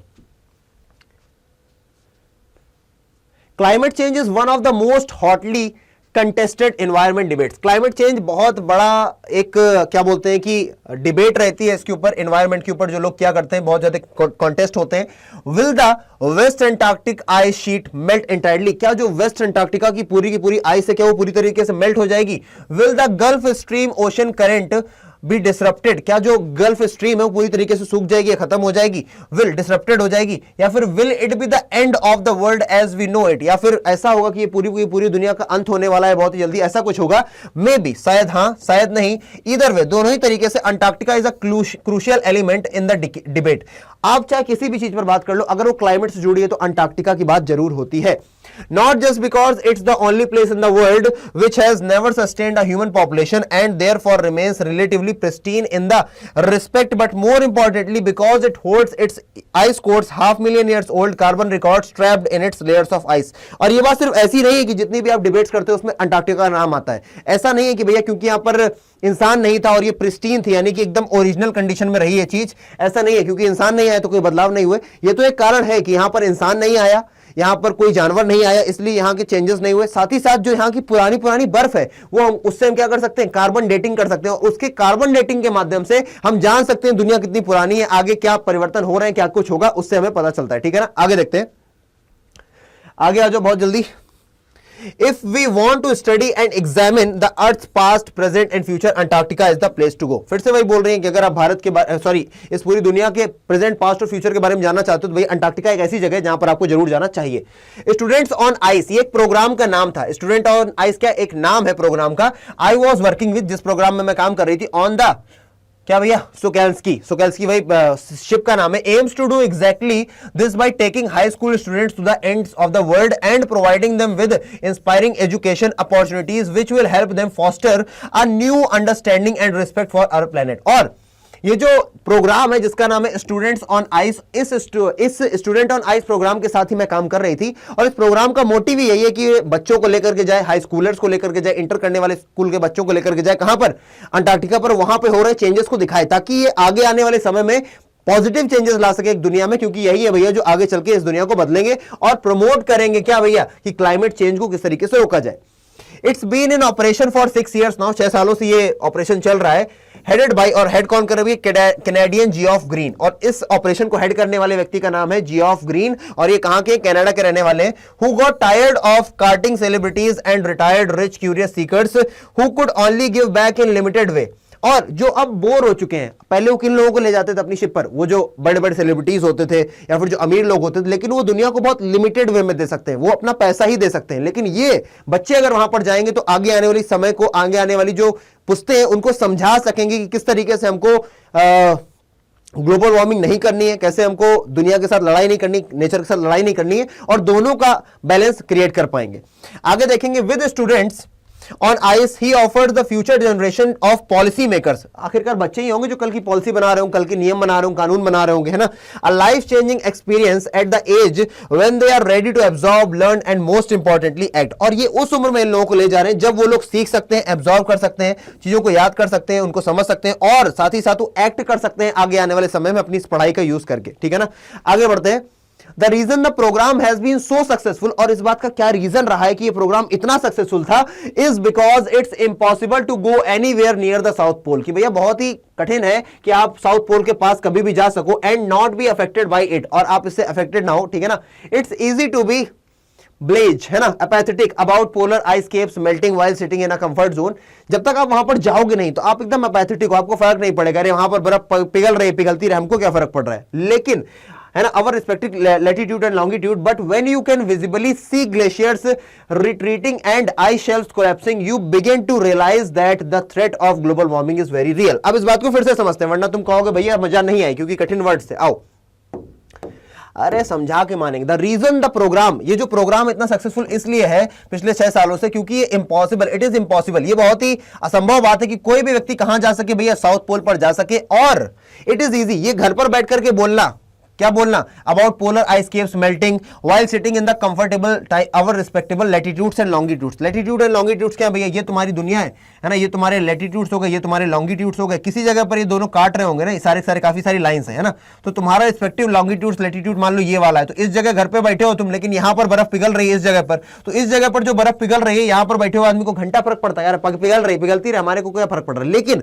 जब तुम वहां जाते हो, है ना, यहां पर तुम कंफर्टेबल अपना एसी चला करके रह रहे हो, यहां पर हो रही होने रहे, अभी तुमको क्या फर्क पड़ रहा है, तुम्हारी आने वाली पुस्तकों को भोगना पड़ेगा ना, परेशान होना पड़ेगा ना। But when you can visibly see, लेकिन जब तुम यहां पर जाते हो और इन ग्लेशियर्स को भैया पिघलते हुए देख सकते हो, आइस शीट्स को टूटते हुए देख सकते हो, तब तुम सोचना शुरू करते हो कि यार ये जो ग्लोबल वार्मिंग नाम की बला है ना, ये वाकई में असलियत में है और हमें वाकई में समस्या में डाल सकती है। आगे बढ़ो। Antarctica because of simple ecosystem, क्या लिखा है, Antarctica because of her simple ecosystem and lack of biodiversity, it is the perfect place to study how little changes in the environment can have big repercussions। और Antarctica क्योंकि एक ऐसी जगह है जहां का इकोसिस्टम बहुत ही सिंपल है और लैक ऑफ बायोडाइवर्सिटी, यहां पर बहुत ज्यादा तरीके की जनजाति की चीजें नहीं पाई जाती हैं, तो ये बहुत ही परफेक्ट प्लेस बन जाता है ये पढ़ने के लिए, समझने के लिए कि कैसे छोटे छोटे बदलाव, लिटिल चेंजेस, छोटे छोटे बदलाव हमारी क्या बोलते हैं एनवायरमेंट में बड़े बड़े बदलाव ला सकते हैं, बड़े बड़े रेपरकशंस ला सकते हैं, यानी कि बड़े बड़े हमको घाटों नुकसानों को झेलना पड़ सकता है आपके छोटे छोटे चीजों से, ठीक है ना। चलो बच्चा अगर कोई पूछे नेक्स्ट जनरेशन को प्रॉब्लम क्यों होगी, क्योंकि आज ग्लोबल वार्मिंग बढ़ रही है। थोड़ा सा कॉमन सेंस से अगर सोचें कि आज अगर ग्लोबल वार्मिंग बढ़ रही है यानी कि टेम्परेचर बढ़ रहा है, यानी कि आने वाले समय में ठंडी होना कम हो जाएगी, आने वाले समय में टेम्परेचर इतना ज्यादा बढ़ जाएगा कि जो अंटार्कटिका में 90% बर्फ है वो 90% बर्फ पानी भर के पिघल जाएगी। और तुमको पता है जितने भी मेन सिटीज है, मुंबई, विशाखापट्टनम, न्यू, है ना, फ्लोरिडा, और क्या बोलते हैं कि बहुत सारी जितनी भी इंपॉर्टेंट सिटीज है वो सबके सब कहां है, समुद्र के किनारे। वो सभी के सभी जब पानी का लेवल बढ़ेगा तो वो सब में बाढ़ आएगी, बाढ़ आएगी तो भैया जब पानी ज्यादा बढ़ जाएगा तो कहीं ना कहीं इकोसिस्टम गड़बड़ाएगा ना, तो बहुत सारे लोगों की जान चली जाएगी और हमारी आने वाली जो सभ्यता है उसको ऑक्सीजन के लिए मरना पड़ जाएगा, क्योंकि कार्बन डाइऑक्साइड की हमारे ऊपर छत है अभी। फिर पता चला कार्बन डाइऑक्साइड हमारे एकदम करीब आ जाएगा, यहां लेवल तक होगा कार्बन डाइऑक्साइड, तो आपको समस्या का सामना करना पड़ेगा, आपको ऑक्सीजन सिलेंडर खरीदना पड़ेगा। बहुत सारी ऐसी मूवीज आई हुई है जिससे आप ये चीजें समझ सकते हो, ठीक है ना। चलो आगे बढ़ते हैं। Take the microscopic phytoplankton, those grasses of the sea that nourish and sustain the entire southern ocean's food chain। अब ये बात कर रहे हैं, अगर आप केवल बात करो बहुत ही माइक्रोस्कोपिक, ये बहुत छोटी छोटी दिख रही है, क्या है भैया, ये है साइकोप्लैंक्टन। ये क्या काम करती है, ये काम करती है, ये बेसिकली ग्रासेस है, घास है, कहां की, समुद्र की, that nourish and sustain the entire southern oceans food chain. ये पूरी की पूरी फूड चेन को क्या करके रखती हैं भैया, कंक्लूड करके रखती हैं। कैसे, these single celled plants use the sun's energy to assimilate carbon and synthesis organic compounds in this, क्या लिखा है भैया, wondrous and most important of process called photosynthesis. यानी कि ये क्या करती हैं, जो छोटे छोटे फाइकोप्लैंक्टन है, ये क्या करते हैं, सूर्य से एनर्जी लेते हैं और जितना भी कार्बन डाइऑक्साइड है उसको अपने अंदर कंज्यूम करके उससे ऑक्सीजन प्रदान करके देते हैं, यानी कि हमारे यहाँ बैलेंस बना रहे हैं। एक तरफ कार्बन डाइऑक्साइड बढ़ रहा है, लेकिन यही छोटे छोटे जो प्राणी है वो क्या कर रहे हैं भैया, ऑक्सीजन को क्रिएट कर रहे हैं, तो इसलिए बैलेंस को क्रिएट करने की कोशिश कर रहे हैं। साइंटिस्ट ने कहा है that a further depletion in ozone layer की, अगर थोड़ा सा और ओजोन लेयर में भैया दरार आना शुरू होती है, will affect the activities of phytoplankton, तो भैया जो साइकोप्लैंथन है छोटे छोटे, इसमें समस्या आना शुरू हो जाएगी, which in turn will affect the lives of the all marine animals and birds in the region. इससे क्या होगा, जितने भी मराइन का मतलब क्या, मराइन का मतलब है जितना भी समुद्री जल जीवन है, अगर साइकोप्लैंक्टन को समस्या आई, कैसे, साइंटिस्ट बोल रहे हैं अगर ओजोन लेयर में और ज्यादा क्या बोलते हैं कि छेद हो गए, अंटार्कटिका में सबसे बड़ा छेद पाया गया है, अगर ओजोन लेयर में और ज्यादा जगह पर छेद हो गए, ओजोन लेयर के पार अगर यूवी रेज आने लग गई, तो ये साइकोप्लैंक्टन भैया खतरे में आ जाएंगे, और अगर ये खतरे में आ गए तो आपका ऑक्सीजन बनना कम हो जाएगा, और ये जो मराइन लाइफ है उनके लिए समस्या की बात हो जाएगी, और वो जो वहां पे बर्ड्स रहती हैं उसके इर्द गिर्द उनके लिए समस्या आ जाएगी, समुद्र के पास रहने वाली birds, and the global carbon cycle, और ये जो कार्बन की साइकिल है ये भी खत्म हो जाए। कार्बन साइकिल यानी कि ये भी काम करती है, जो कार्बन है उसको भैया क्या करती है, खा लेती है, और उसके बदले क्या करती है, पॉजिटिव चीजें निकाल देती है, मतलब कि एक तरीके से ऑक्सीजन निकाल देती है। In the parable of the phytoplankton, और अगर आप मोरल की बात करो, पैरेबल का मतलब अगर आप मोटी मोटी बात करो, मोरल स्टोरी की बात करो ना साइकोप्लैंथन के बारे में, there is a great metaphor for existence, take care of the small things and the big things will fall into places. बहुत इंपॉर्टेंट बात कही जाती है, अगर आप साइकोप्लैंथन का एग्जांपल ही लेना चाहते हो, कि अगर आप छोटी छोटी चीजों का ध्यान रखोगे तो आपकी बड़ी बड़ी चीजें अपने आप सही हो जाएंगी। अगर आप हर दिन छोटे छोटे टारगेट्स बना करके 2-2 घंटे के 4-4 घंटे के टारगेट बना करके पढ़ाई करते रहोगे, तो महीने का आउटकम अच्छा आएगा, महीनों का आउटकम अच्छा आएगा तो साल का आउटकम अच्छा आएगा, साल का आउटकम अच्छा आएगा तो 5 साल का आउटकम अच्छा आएगा, 5 साल का आउटकम अच्छा आएगा तो पूरी लाइफ का आउटकम अच्छा आएगा। ऐसे छोटी छोटी चीजें आपके बड़े लेवल पर रिफ्लेक्ट हो जाती हैं। अब ये तीसरी पार्ट आ जाता है वॉक ऑन द ओशियन, पढ़ते हैं वॉक ऑफ द ओशियन को भी। चलो, my Antarctic experience was full of such, क्या लिखा भैया, एपिफनीज है ना, एपिफनीज यानी कि एक्सपीरियंस ऑफ सडन रियलाइजेशन, उनको एकदम से रियलाइजेशन आते थे। But the best occurred just short to the Antarctic circle at 65.55 degree south, यानी कि इतनी सारी उन्होंने बेस्ट एक्सपीरियंस रियलाइजेशन उनको फील हुए कि यार ऐसा हो सकता है, यार ये गलत है चीजें, उनको सबसे अच्छा कहां पर फील हुआ, 65 पर, ये 60 हो गई तो यहां पर लगभग मान लो 65 डिग्री पर उनको फील हुआ। कोई अच्छी चीज बताएंगी उनको क्या हुआ, but the best occurred just short of the Antarctic circle at 65.55 degree south. दस Sokalsky had managed to wedge herself into a thick white stretch of ice between the peninsula and Tadpole Island, which was preventing us from going any further. अब देखो इसका मतलब क्या, wedge का मतलब to force something या somebody to fit into a small space. अब देखो किसी भी तरीके से इस जगह पर, इस एरिया के आसपास ऐसा क्या हुआ, इस एरिया के आसपास हुआ जो इनकी शिप थी जिसका नाम क्या है, सोकैल्स्की, ये क्या कर रही है भैया, 2 आइलैंड्स के बीच फंस गई है, एक तो पेनिनसुला है और दूसरा जिसका नाम क्या भैया, टैडपोल आइलैंड, इनके बीच क्या आ गई, वेज होगी, किसी भी तरीके से इसने अपने आप को बीच में फंसा लिया है, लेकिन which was preventing us from going any further, लेकिन अब बीच में आ गई तो ये लोग आगे नहीं बढ़ पा रहे थे, ठीक है ना, ये लोग आगे नहीं बढ़ पा रहे थे। आगे बढ़ते हैं, आगे आते हैं, the captain decided we were going to turn around and head back north, और फिर भैया कैप्टन ने क्या सोचा कि भैया हम लोग आगे नहीं जाएंगे, पीछे की तरफ चलेंगे, यहां से इससे आगे नहीं जाएंगे। बट बिफोर वी डिड, लेकिन इससे पहले कि हम पीछे आते, we were all instructed to climb down the gangplank and walk on the ocean, कि भैया फिर हम लोग ओशन पे बर्फ जमी हुई है उस समय वहां पर, तो भैया हम सभी को क्या किया, ये प्लैंक इस तरीके का लकड़ी का फट्टा डाला गया और हम लोग कहां पर, ओशन पे चले, जहां पर बर्फ जमी उसके ऊपर हम लोग गए। सो देयर वी वर, हम लोग 52 लोग थे, 52 of us, knitted out in Gore Tex and glares, knitted out यानी कि ये सब इन्होंने कपड़े पहन रखे हैं, अपना ग्लेयर्स यानी कि चश्मे उसमें पहन रखे हैं, है ना, ये निटेड आउट इन गोर-टेक्स क्या है, गोर-टेक्स ये जो कपड़े पहने हुए इनको बोला जा रहा है। Walking on a stark whiteness, एकदम सफेद सफेद बर्फ पर चल रहे हैं, that seemed to spread out forever, ऐसा लग रहा है जैसे कि हमेशा यहां पर फैली रहेगी, ठीक है ना। Underneath our feet was a metal, क्या लिखा है, मीटर थिक आइस पैक, और उससे थोड़ा ही नीचे भैया क्या है, लगभग कितना है भैया, our feet was a metre thick, लगभग 1 मीटर लंबी तक मोटी, मतलब इतना समझ लो 1 मीटर कितना होता है, इतना समझ लो यहां तक का, इतनी मोटी बर्फ है ऊपर से लेकर के नीचे तक, इतनी मोटी, ठीक है ना, यहां से लेकर के यहां तक की इतनी मोटी बर्फ की शीट है, समझ लो टूटेगी तो है नहीं आसानी से। And underneath that 180 metre of living breathing salt water, और भैया उसके 180 मीटर नीचे से भैया वहां पर पानी है और वहां पर क्या जी रहे, जीव जंतु है, ब्रीद कर रहे हैं, सांस ले रहे हैं सॉल्ट वाटर में। In the periphery crab eater seals were stretching and sunning themselves on the icy floes much like stray dogs would do under the shade of the banyan tree। अब देखो ये क्या है भैया, ये है क्रैब ईटर्स, ये क्या है, क्रैब ईटर जो तुमको दिखाई दे रही है, क्रैब खाते, प्यारा दिखता है लेकिन खतरनाक होता है थोड़ा, क्रैब ईटर्स हैं सील्स, क्रैब ईटर सील्स हैं, इनका नाम क्या होता है? ये सील्स है, ये क्रैब खाते हैं, यानी कि क्रैब को क्या बोलते हैं, केकड़े को खाते हैं। वो स्ट्रेचिंग, ये वहां पर एकदम पड़े हुए, सनिंग देमसेल्फ, सनिंग यानी कि वहां पर थोड़ी बहुत जो रोशनी आ रही है उससे क्या ले रहे भैया, रोशनी से भैया वहां पर मजे ले रहे हैं। अब ऐसे कुत्ते नहीं होते बयान ट्री यानी कि बरगद के पेड़ के नीचे लेटे होते हैं शेडो में, उसी तरीके ये लोग बाहर है भैया पानी के, और क्या कर रहे हैं भैया, वहां पर अगर थोड़ी बहुत रोशनी है सन की, है ना, सूरज की, तो उसको क्या कर रहे हैं, वहां पर अपने आप को क्या कर रहे हैं, शनिंग कर रहे हैं। इसको नहीं लोग बोलते हैं भैया हम तो वो कर रहे हैं अरे यार क्या बोलते हैं लोग, सन बात, तो ये लोग क्या कर रहे हैं वहां पर, सन बात कर रहे हैं। चलिए आगे देखते हैं।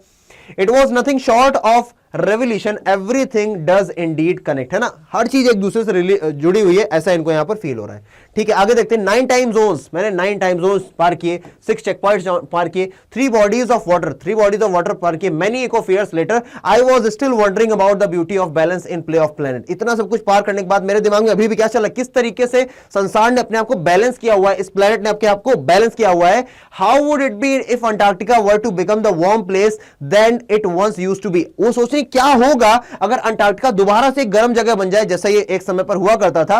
Will we be around to see it, क्या हम तब वहां पर होंगे ये देखने के लिए, और would we have gone the way of the dinosaurs, या फिर हम लोग डायनासोर्स की तरीके हम लोग क्या हो चुके होंगे, पूरी तरीके से विलुप्त हो चुके होंगे, है ना। मैमथ्स एंड वुबली राइनोस, मैमथ्स का मतलब क्या होता है, मैमथ्स का मतलब होता है बड़े बड़े से जो हाथी होते हैं इनको बोलते हैं मैमथ्स, और वुली राइनोस मतलब कि जो राइनोसोरस होते हैं, गेंडे, बड़े बड़े गेंडे के तरीके हम लोग भी, जैसे वो चले गए वैसे शायद हम भी चले जाएंगे समय के आगे, ठीक है ना। आगे who's to say, पता नहीं क्या बोला जाए, but after spending 2 weeks with a bunch of teenagers who still have the idealism to save the world, लेकिन जब मैंने 2 हफ्ते तक ऐसे यंगस्टर्स के साथ में रही जिनके अंदर वाकई में आइडियलिज्म है, जिनके अंदर ये आशावाद है कि इस दुनिया को बचाएंगे, मदद करेंगे बचाने में, all I can say is that a lot can happen in a million years, मैं इतना ही कह सकती हूं कि इन मिलियन सालों में बहुत सारे चेंजेस हुए, but what a difference a day makes, लेकिन एक दिन भी कितना बड़ा डिफरेंस बना है, मतलब कि यहां पर होकर के आए, एक दिन के लिए गए भले, लेकिन कितना बड़ा डिफरेंस हो गया इनकी लाइफ में कि इनका सोचने का पूरा नजरिया ही बदल गया। तो अभी अपन क्या शुरू करेंगे, अब अपन देखेंगे एक्सट्रैक्ट बेस्ड क्वेश्चंस। अभी आपने देखा पूरा का पूरा एक्सप्लेनेशन, अब इसके तुरंत बाद हम लोग करेंगे एक्सट्रैक्ट बेस्ड क्वेश्चंस, और ये क्वेश्चंस हल्के नहीं होंगे, बहुत ही अच्छे लेवल के क्वेश्चंस हैं। अगर आप इन्हें कर लेते हो तो आप ये समझ लीजिए कि आप बेटा बोर्ड्स में आपको कोई क्वेश्चन रोक नहीं पाएगा अगर आप इन सभी क्वेश्चन का सही आंसर दे रहे हैं। चलिए let's get started with the question number 1। और क्वेश्चंस चूंकि अच्छे हैं तो मैं आपसे ये कहूंगा आप लोग पहले मेरा आंसर देखें, उससे पहले एक बार ट्राई जरूर कर लें, ठीक है ना। एक बार पढ़ते हैं पहले एक्सट्रैक्ट को, उसके बाद एक्सट्रैक्ट से रिलेटेड क्वेश्चंस होंगे। एक्सट्रैक्ट आपसे बोल रहा है, you lose all earthly sense of perspective and time here, the visual scale ranges from the microscopic to the mighty, mites and mites to blue whales and icebergs as big as a country, the largest recorded was the size of Belgium. Days go on and on the surreal 24-hour austral summer light, and a ubiquitous silence interrupted only by the occasional avalanche or calving ice sheets consecrates the place. It's an immersion that will force you to place yourself in the context of the Earth's geographical history, and for humans the prognosis isn't good. अब अगर ये अलग से class होती तो मैं इसको पूरे को एक्सप्लेन करता, पर अभी आप पूरा चैप्टर पढ़ के आ रहे हो तो कोई समस्या नहीं होगी, इसलिए क्वेश्चन नंबर 1 की तरफ चलते हैं। आपको बताना है the visual scale refers to, visual scale का क्या मतलब है, मेजरिंग डिवाइस है, नहीं मेजरिंग डिवाइस की बात नहीं कर रहे भैया। The magnitude of the preparation, नहीं ऐसा भी कुछ नहीं कि कोई प्रिपेयर कर रहा है यहां पर। क्या बोलते हैं विजनरीज बिलीफ, नहीं ये भी नहीं सही होगा। बचा क्या, range of things one can सी, है ना।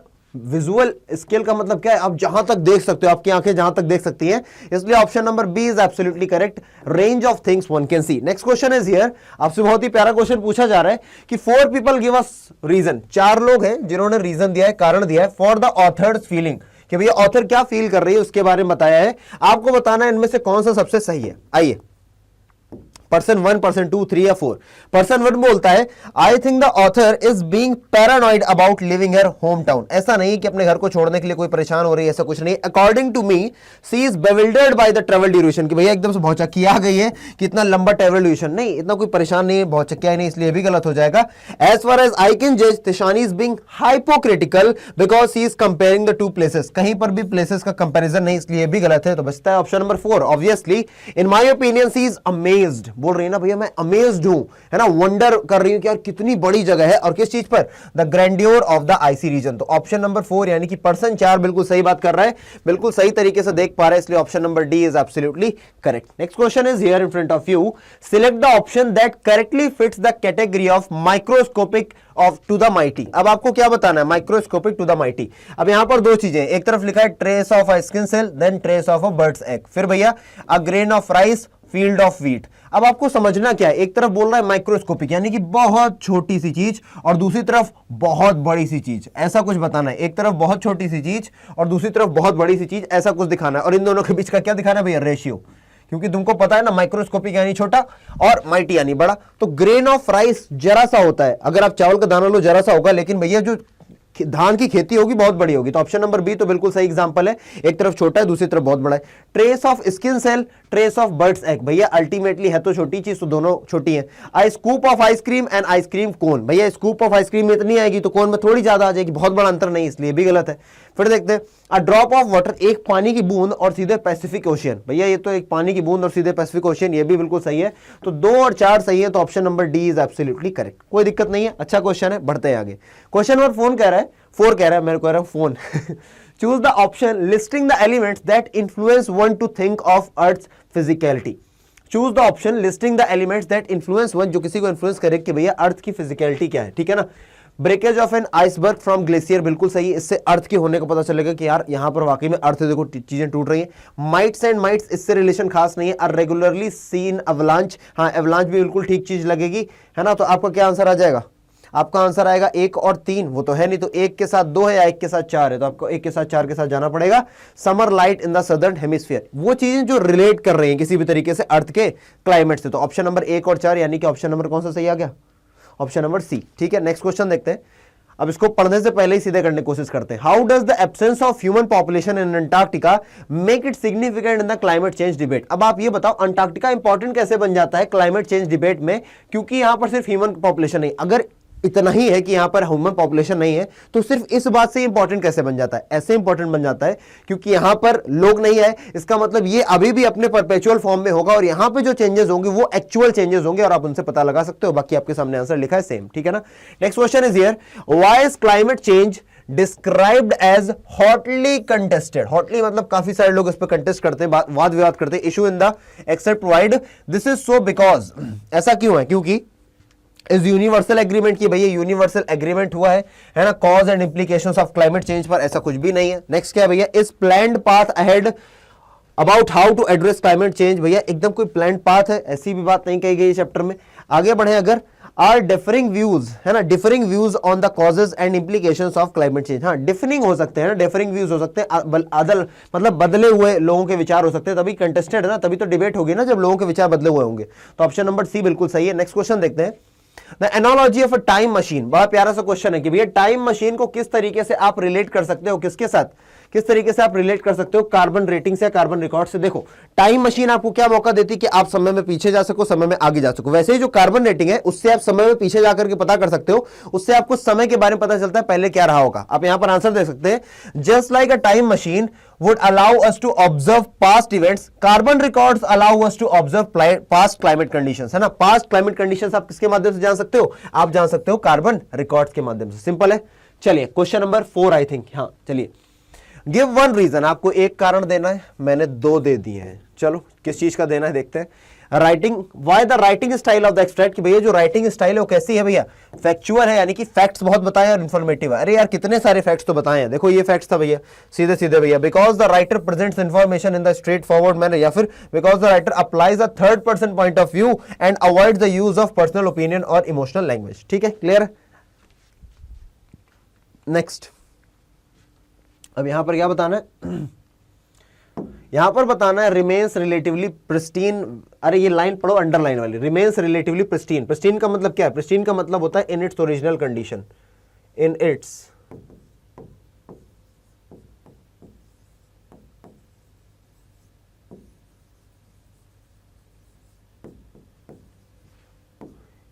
ओरिजिनल कंडीशन, है ना, वो जगह एकदम प्रिस्टीन रहती है, कोई भी वहां पर है नहीं।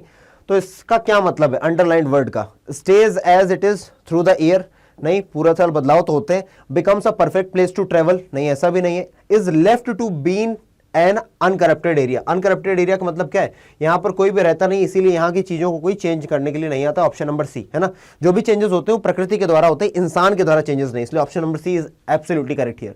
क्वेश्चन नंबर 4 पढ़ते हैं। क्वेश्चन नंबर 4 का पार्ट नंबर 1 है, Student on Ice is dash headed by Geoff Green. भैया क्या ये ट्रेवलॉग, वृत्तांत नहीं है, एक्सपेडिशन है। क्या है, expedition. Option number B is absolutely correct. Next question देखते हैं हम लोग। क्वेश्चन हमसे पूछ रहा है कि ऑड वन आउट आपको यहां पर ढूंढ करके निकालना है। पढ़ते हैं। सुमित क्या करता है, 10% of his monthly income denote करता है इन्वायरमेंट फ्रेंडली एनजीओ में। ठीक है, बड़ा पॉजिटिव काम कर रहा है ये तो। आगे, मनमीत और उसके twin plant a new plant, क्या, मनमीत एंड हर ट्विन, अच्छा उसका जो जुड़वा भाई है, प्लांट अ न्यू प्लांट। भैया ये लोग क्या करते हैं, नया प्लांट, नया पेड़ लगाते हैं ऑन देयर बर्थडे इवेंट। बहुत अच्छी बात है, ये तो पॉजिटिव बात है, इन्वायरमेंट के लिए बहुत अच्छा है। फिर बोल रहे हैं विवेक क्या है, इन्वेस्ट कर रहा है इको फ्रेंडली में, बहुत बढ़िया, ये तो पॉजिटिव बात है। ठीक है ना, इको फ्रेंडली कॉस्मेटिक्स खरीद ले, लेकिन that are packaged in plastic containers, ये निगेटिव हो गया भैया, ये इको फ्रेंडली नहीं। जहां पर प्लास्टिक आ गई वहां पर क्लाइमेट चेंज अपने आप घुसता हुआ चला जाएगा, तो ऑप्शन नंबर सी बिल्कुल सही है। बाकी सारे ऑप्शंस पॉजिटिव जा रहे हैं, लेकिन यही वाला इसमें निगेटिविटी की भी झलक दिखाई दे रही है, इसलिए ऑड वन आउट है। Option number C is absolutely correct. Next question is here, pick the option that characterises the celebrity is based on your understanding of the extract. ठीक है ना, ओवर अचीवर नहीं बोला गया है, जेलस नहीं बोला गया है, अरे तो 3-4 ही बच्चे का यार आंसर ही। ठीक है ना, ऑप्शन नंबर बी, इसको बोलते हैं एलिमिनेशन मेथड। ठीक है ना, अब देखते हैं, choose the option that list the reason of Green's programme. भैया जो ग्रीन है ना, जी ऑफ ग्रीन, उनके प्रोग्राम आखिरकार वो क्यों कर रहे हैं। Making youngsters realise the gory reality of the planet, gory मतलब कि जो वायलेंट रियलिटी है इस प्लेनेट की, किस तरीके से हमने पेड़ों को काटा, इंसानों को काटा, बिल्कुल सही है। Provoking the youth to think about the future earnestly, बिल्कुल सही है कि भैया ये लोग फ्यूचर के बारे में सोच सके, तो एक और दो अपने आप में ही सही हो चुके हैं, आगे क्यों ही पढ़े। Option number A is absolutely correct. Next question देखते हैं भैया, complete the sentence appropriately with reference to the extract. The writer refers to educational opportunities inspiring because. इसको पढ़ो, एक क्वेश्चन तो तुम्हें भी पढ़ने के लिए मिलना चाहिए। नेक्स्ट क्वेश्चन देखते हैं, which one of the following would not be life changing experience? ऐसा क्या है जो लाइफ चेंजिंग नहीं है, ये तुम्हारे ऐसे बच्चों के लिए ही होगा। चलो, being given the lead role in a play, नहीं, अगर आपको लीड रोल मिलेगा तो लाइफ चेंजिंग एक्सपीरियंस हो जाएगा बेटा, ये तो गलत है, बिल्कुल लाइफ चेंजिंग है, आपका नॉट बताना है। गोइंग ऑन एडवेंचर ट्रिप, भाई एडवेंचर ट्रिप जाओगे वहां पे बहुत कुछ सीखने को मिलेगा, वो एक लाइफ चेंजिंग एक्सपीरियंस हो सकता है, गलत हो गया। ये भी तो गई थी ना एडवेंचर करने, लेकिन लाइफ चेंजिंग एक्सपीरियंस हो गया ना। Meeting a great leader you admire, ये भी नहीं होगा, ये भी एक लाइफ चेंजिंग एक्सपीरियंस हो सकता है, लेकिन प्लेइंग अ वीडियो गेम कभी नहीं हो सकता है ना। आप जो रील्स देखा करते हो वो कभी लाइफ चेंजिंग नहीं हो सकती, आप जो मोटिवेशनल वीडियोस देखते हो उससे कभी लाइफ नहीं चेंज हो जाएगी, है ना। बहुत बढ़िया स्पेलिंग लिख डाली हमने मोटिवेशनल की, कोई बात नहीं। ठीक है, तो इसका सही आंसर क्या हो जाएगा, playing a video game. Option number C is absolutely correct. Next question देखते हैं। क्वेश्चन पूछ रहे हैं, select the most suitable title for the given extract. आप बताइए टाइटल क्या होना चाहिए। एडवेंचर विद अ मिशन, अरे पहला ही आंसर बिल्कुल अच्छा लग गया मुझे तो, पर तब भी देखूंगा मैं, भैया एडवेंचर भी और मिशन भी है, तो ऑप्शन नंबर ए बिल्कुल सही है। नेक्स्ट क्वेश्चन देखेंगे, Why does the writer refer to act as more important? वो क्यों बोल रहा है एक्ट करना ज्यादा जरूरी है एब्जॉर्व और लर्न से, क्योंकि सीख तो हर कोई आदमी जाता है, लेकिन जब तक आप एक्ट नहीं करोगे तब तक उसके परिणाम आगे निकल करके नहीं आएंगे। Question number 6, take care of small things and the big things will take care of themselves. इसका क्या मतलब था चैप्टर में, आप लोग साइकोप्लैंथन्स के बारे में पढ़ रहे थे, उसी से रिलेटेड है भैया। We should tend to smaller grasses, small grass थी ना, which eventually become a part of the food chain in order to expect bigger things like animals and human lives to change. ठीक है ना, option number B absolutely correct. Question number 7, अब आप सोच रहे होगे यहाँ पर किटकैट क्यों दिख रही है, तो जब मैं पेड क्लास में इसको पढ़ा रहा था, ये वाला क्वेश्चन पेड क्लास में भी था, कुछ क्वेश्चंस नहीं होते लेकिन कुछ क्वेश्चंस पेड से उठाकर भी लाता हूँ जो बहुत इंपॉर्टेंट होते हैं, तो ये किटकैट क्वेश्चन हुआ करता था। अब आप लोग तो भैया रिकॉर्डिंग देख रहे होगे तो कोई बात नहीं, मैं ही बता दूंगा, वरना जो सही बताता था उसको मैंने किटकैट दी है। मतलब किटकैट कैसे देते थे, 30 रुपए फोन पे या पेटीएम कर दिया करते थे। 3-4 बच्चे थे जिन्होंने सही बताया। चलो पढ़ते हैं। Antarctica is the cosmic view of whatever is happening to our planet. अब देखो कॉस्मिक व्यू है वो, कॉस्मिक व्यू का मतलब समझे कि अगर तुम ये अर्थ हो तो तुम अर्थ के ऊपर से भी देख पा रहे हो अर्थ को, पूरे के पूरे अर्थ को, तो यानी कि अंटार्कटिका कॉस्मिक व्यू है, यानी कि अंटार्कटिका के अंदर अर्थ आएगा। ये वाला ऑप्शन नंबर सी रहेगा, ये गलत हो जाएगा, ये गलत हो जाएगा, ये गलत हो जाएगा, ऑप्शन नंबर सी सही बैठेगा। इसलिए ये अच्छा क्वेश्चन था यार, ये क्वेश्चन पूछा जाना चाहिए ना, मोस्ट इंपॉर्टेंट। नेक्स्ट क्वेश्चन देखते हैं, चूज द करेक्ट ऑप्शन। भैया कौन से स्टेटमेंट आपके चैप्टर में मिल जाएंगे। Antarctica is the lesson in itself for the readers of the text, बिल्कुल अंटार्कटिका अपने आप में एक लेसन है। Antarctica gives an insight into the damage being done to the earth by humanity, ये भी बात बिल्कुल सही है कि वो बताता है कि जो ह्यूमैनिटी ने डैमेज किया है संसार पर वो कितना बड़ा है। तो एक और दो दोनों ही सही है। 1 कैन बी इन्फर्ड गलत हो गया, 1 can not, 1 and 2 both can be inferred. Option number C बेटा बिल्कुल सही है। ठीक है ना, नेक्स्ट क्वेश्चन देखें, अभी हलवा क्वेश्चन से 3-4 वो बता दो फटाफट से। ऑथर कौन है भैया लेसन की, आप सभी जानते, चित्रा दास है, नहीं है, गलत हो जाओगे, तिशानी दोषी है। नेक्स्ट क्वेश्चन देखते हैं, हलवा क्वेश्चन ये भी, what does the lesson revolve around, किसके अराउंड ये लेसन घूम रहा है भैया, अंटार्कटिका किधर है, ऑप्शन नंबर डी, ठीक है ना। नेक्स्ट क्वेश्चन देखते हैं, what is the purpose of the journey to the world's most preserved place Antarctica, वहां जाने का पर्पस क्या है, to sensitise the young minds towards climate change को जान सके और समाज में परिवर्तन ला सके। Next question is here, which programme का नाम बताओ भैया, Geoff Green's students on ice programme. Last question है आज की क्लास का, why did Geoff decide to take high school students on the journey, आखिरकार उसने क्यों, जो ग्रीन जियोफ है उन्होंने क्यों सोचा कि वो हाई स्कूल स्टूडेंट्स को लेकर के जाएंगे जर्नी पर, so that to make them understand their planet and respect it, this is the reason here, ठीक है ना। तो यहां पे आपका आई थिंक ये चैप्टर खत्म होता है। हाँ, अब अगर आप में से किसी भी व्यक्ति को कोई डाउट है, कोई समस्या है, कोई बात करनी है, तो आप लोग ईमेल आईडी का यूज करेंगे aditya.tiwari@adda247.com, ठीक है, adda247.com। आप इस पर मुझसे क्या कर सकते हैं, कांटेक्ट कर सकते हैं if you have any query. और आप लोगों को 2-3 चीजें जरूर बतानी है, खास करके अपना नाम बताना आपको बहुत जरूरी है। दूसरा आपको बताना है भैया आपकी क्लास कौन सी है।